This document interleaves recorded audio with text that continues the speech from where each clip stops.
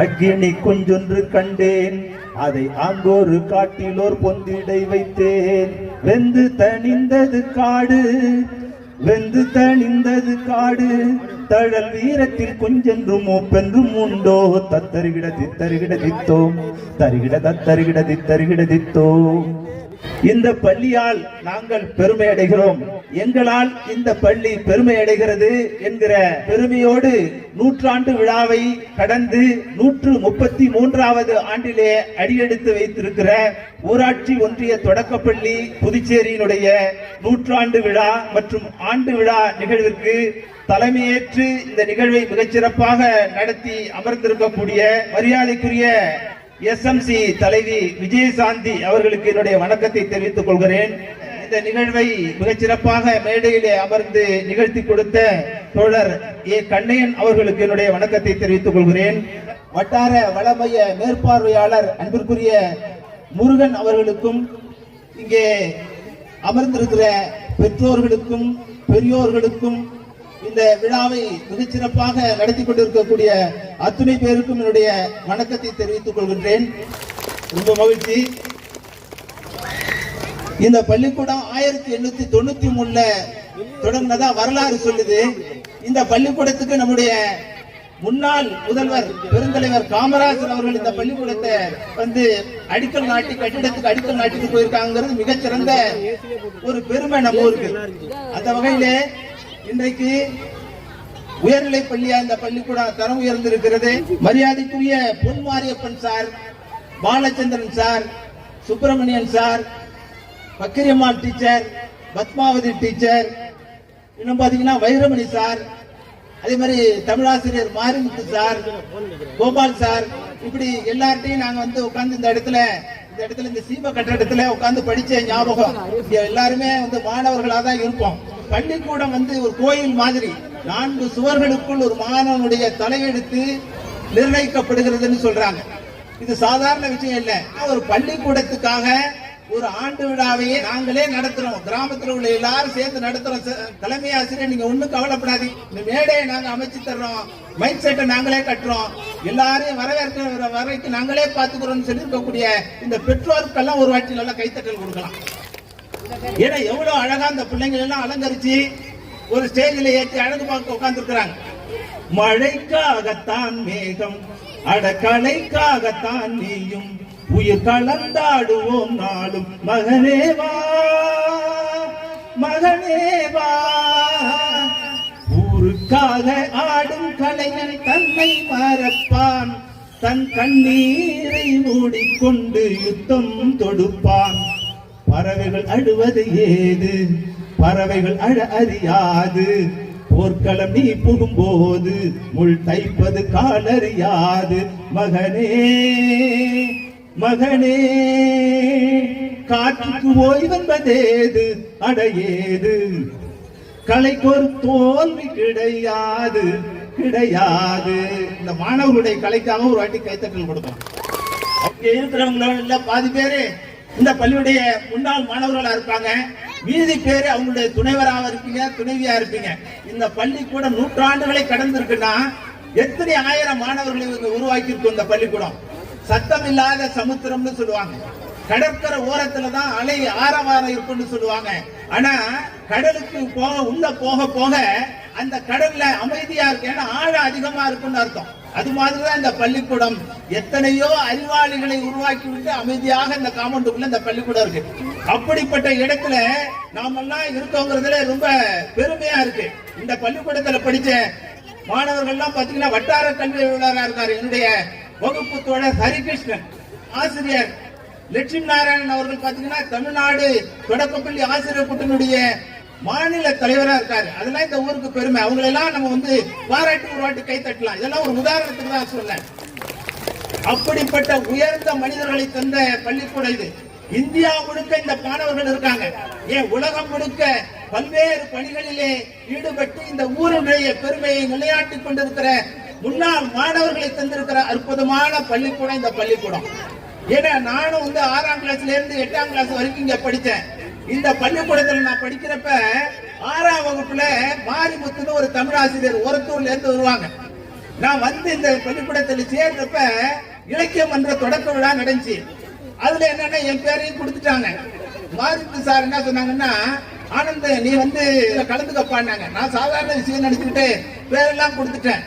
இந்த இடத்துலதான் வராண்டா சாயந்தரம் இலக்கிய மன்றம் நடக்க போகுது. ஒரு ரிஹர்சல் பார்த்தாரு சாரு, ஆனந்தன் பேசு அப்படின்னாங்க. ஒரு ரிஹர்சல்ல எனக்கு கை காலெல்லாம் உதறி வேர்த்து ஊத்துனுச்சு. அதை பார்த்தோன்னே மாரிமுத்து ஐயா என்ன சொன்ன, ஆனந்தா நீ ஒன்னும் பயப்படாத, நீ அழுதுறோப்புல இருக்கு, அதனால வேண்டாம், நீ அடுத்த வாட்டி பேசிக்கலான்னு என்ன அனுப்புனாங்க.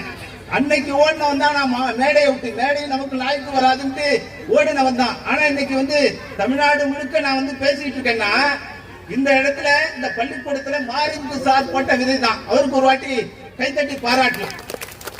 இந்த 6ஆம் வகுப்புல எனக்கு கிடைச்ச அனுபவம், பள்ளிக்கூடத்து ஆண்டு விழாவில் எனக்கு ஒரு வேஷம் கொடுத்தாங்க.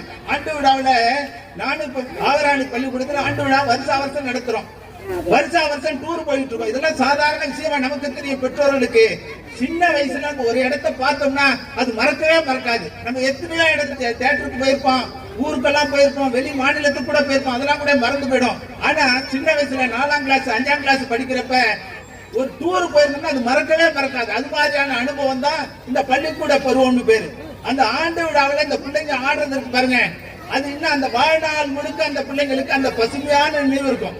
நான் 5ஆம் கிளாஸ் படிக்கிறப்ப இந்த பாட்டுக்கு ஆடினேன் அப்படின்னு சந்தோஷமா சொல்லிக்கக்கூடிய முன்னாள் மாணவர்களை இந்த இன்னைக்கே இந்த பள்ளிக்கூடம் வளர்த்தெடுத்துக்கிட்டு இருக்கு. இந்த ஆண்டு விழாவில் ஒரு டயலாக் கொடுத்தாங்க. யமதர்ம பாவம் பண்ணவங்களை எல்லாம் கொண்டு போய் நரகத்துல போற மாதிரி ஒரு சீனு. இவன் என்ன பண்ணா, என்ன பாவம் பண்ணான்னு ஒரு டயலாக் எனக்கு அப்பதான் வந்து சேர்த்திருக்கேன் 6ஆம் கிளாஸ்ல. ஜெயக்குமாருக்கு தெரியும் நினைக்கிறேன். 6ஆம் கிளாஸ்ல நான் வந்து இருக்கிறப்ப சார் என்ன சொன்னாங்கன்னா, ஆனந்தன் உனக்கு டயலாக் போய் சொல்றா அப்படின்னாங்க. சரின்னு அவன் யமதர்மன் என்ன சொல்லுவாருன்னா, இவன் என்ன செய்தான், இவன் ஒரு பாவத்தை செஞ்சான். உடனே வாயில வந்து 60 இட்லியை ஒரே வாயில் திணியுங்கள் அப்படின்னு யமதர்மன் சொல்லுவாரு. உடனே 60 இட்லியை ஒரே வாயில திணிச்சா எவ்வளவு கஷ்டம், அதே உயிர் பெடும் தெரியாம நான் என்ன சொல்லணும், 60 இட்லியா ரொம்ப சந்தோஷம் ஆவான்னு நான் வந்து ரொம்ப ஆச்சரியமா சந்தோஷமா பேசுற மாதிரி ஒரு டயலாக் வரும். இன்னும் அந்த டயலாக் எனக்கு மனசுல இருக்கு. அதே மாதிரி இந்த 6ஆம் கிளாஸ்ல எனக்கு ஒரு வாய்ப்பு கிடைச்சது. கோகோ போட்டி ஒன்றிய அளவுல என்ன வந்து பொன்மாரியப்பன் சார் இங்க இருந்து பஸ்ல அழைச்சிட்டு போனாங்க. ஒரு டீம் இந்த ஜெயக்குமார்லாம் அந்த கோகோ விளையாட்டுல இருந்து அந்த டீம் வந்து ஒன்றிய அளவுல போய் ஜெயிச்சுட்டு வந்தோம். இது மாதிரியான சின்ன சின்ன நிகழ்வுகள் ஒரு மாணவனை வந்து மிகச்சிறந்த மனிதனா உருவாக்குங்கிறதுக்கு இந்த பள்ளிக்கூடம் ஒரு உதாரணம். நான் இன்னைக்கு வந்து ஒரு 22 புத்தகங்கள் எழுதியிருக்கிறேன். ஒரு 15 புத்தகங்கள் தமிழ்நாட்டில் உள்ள எல்லா மாவட்டங்களிலும் உள்ள அரசு நூலகங்கள்ல 1000 படிகள் வாங்கி தமிழ்நாட்டில் எல்லா நூலகத்திலும் என்னுடைய புத்தகங்கள் இருக்கு. அப்படிப்பட்ட பெருமை எனக்கு கிடைச்சிருக்குன்னா இந்த பள்ளிக்கூடத்துல நான் கத்துக்கிட்ட விஷயம் தான். இந்த 6ஆம் கிளாஸ்ல இருந்து 8ஆம் கிளாஸ் வரைக்கும் நான் படிச்சதுக்கு பாருங்க, அது எனக்கு மறக்க முடியாத அனுபவம். சென்ற வருஷம் 2024 நம்முடைய மாவட்ட ஆட்சியர் அவர்களுடைய உத்தரவின் பேர்ல நாங்க கேரளாவுக்கு ஒரு பள்ளிக்கூடத்தை பார்க்க போனோம். ஏன் இதை சொல்ல வரேன்னா, இது வந்து ஒரு முக்கியமான செய்தி. கேரளாவில் ஒரு பள்ளிக்கூடத்தை பார்க்க போயிருந்தோம். அது வந்து நடக்காவுங்கிற ஒரு இடத்துல ஒரு மேல்நிலை பள்ளி, இன்டர்நேஷனல் ஸ்டாண்டர்ட்ல உள்ள ஒரு பள்ளிக்கூடம். அது ஏங்க தனியார் பள்ளிக்கூடமான இல்ல, அது அரசாங்கம் நடத்தக்கூடிய ஒரு பள்ளிக்கூடம். அங்க உள்ள எம்எல்ஏக்களுடைய ஒத்துழைப்பின் பேர்ல, அவங்களுடைய ஒருங்கிணைப்பின் பேர்ல அந்த பள்ளிக்கூடம், அது மாதிரியான பள்ளிக்கூடங்கள் நடக்குது. அதை பார்த்துட்டு வந்து தமிழ்நாட்டில் உள்ள அரசு பள்ளிகள் எல்லாம் அது மாதிரி உருவாக்கணும் அப்படிங்கிற நல்ல நோக்கத்துல எங்களை மாதிரி உள்ள கல்வியில ஆர்வம் உள்ளவர்களை அங்க அனுப்புனாங்க. இப்பதான் ஒரு 7-8 மாசத்துக்கு முன்னாடி அங்க அந்த நடக்காவுல பாக்குறப்ப அந்த பள்ளிக்கூடத்தை பார்த்தா கிட்டத்தட்ட 3000 மாணவர்கள் இந்த பள்ளிக்கூடத்துல படிக்கிறாங்க. 100 ஆசிரியர்கள் வேலை பார்க்கறாங்க. அந்த பள்ளிக்கூடத்துல மாணவர்கள் ஆங்கிலம் அழகா பேசுறாங்க. விளையாட்டு இன்டர்நேஷனல் ஸ்போர்ட்ஸ் நடத்துறாங்க. இதுக்கெல்லாம் பெற்றோர்கள் தான் காரணமா இருக்காங்க. பெற்றோர்கள், பெரியோர்கள், அரசு அலுவலர்கள், அரசியல்வாதிகள் எல்லாருமே ஒருங்கிணைச்சு அந்த பள்ளிக்கூடத்தை நடத்துறாங்க. அந்த பள்ளிக்கூடத்துல 3 ஃப்ளோர் கட்டி வச்சிருக்காங்க. கீழே ஃப்ளோர்ல பள்ளிக்கூடம் நடக்குது. 2வது ஃப்ளோர்ல மாணவர்கள் விளையாட்டு அரங்கம் இருக்கு.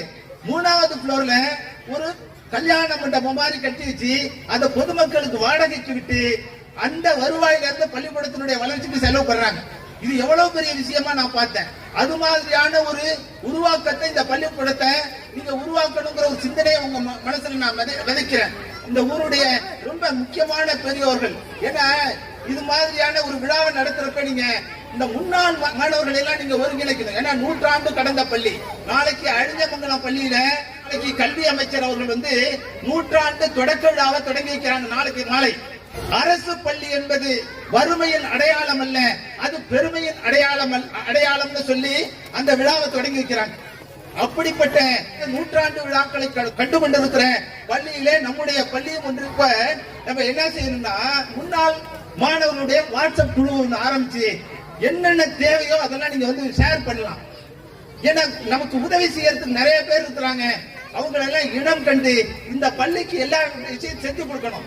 ஒரு விசால பார்வையோடு பார்க்கிற போது இந்த பள்ளிக்கூடத்தில் இன்னும் நல்ல வளர்ச்சிக்கு நிறைய செய்யலாமே, நல்ல ஒரு கட்டடத்தை கட்டலாமே, நல்ல ஒரு பிளே கிரவுண்டை அமைச்சு கொடுக்கலாமே, இந்த பள்ளி மாணவர்களுக்கு நல்ல ஒரு ஆய்வகத்தை அமைச்சு கொடுக்கலாமே, நல்ல ஒரு நூலகத்தை அமைச்சு கொடுக்கலாமே, நல்ல ஒரு படிக்கும் சூழலை ஏற்படுத்தி கொடுக்கலாமேங்கிற எண்ணம் எனக்கு தோணுச்சு. அதனால சொல்றேன், நாளையில இருந்து எல்லாரையும் ஒருங்கிணைச்சு. ஏன்னா இந்த பள்ளிக்கூடத்துல படிச்சவங்க எல்லாம் பாத்தீங்கன்னா நிறைய அரசு அலுவலர்கள் எல்லாம் இருக்காங்க, நிறைய தொழிலதிபர்கள் இருக்காங்க, வெளிநாட்டுல வேலை செய்யறவங்க எல்லாம் இருக்காங்க.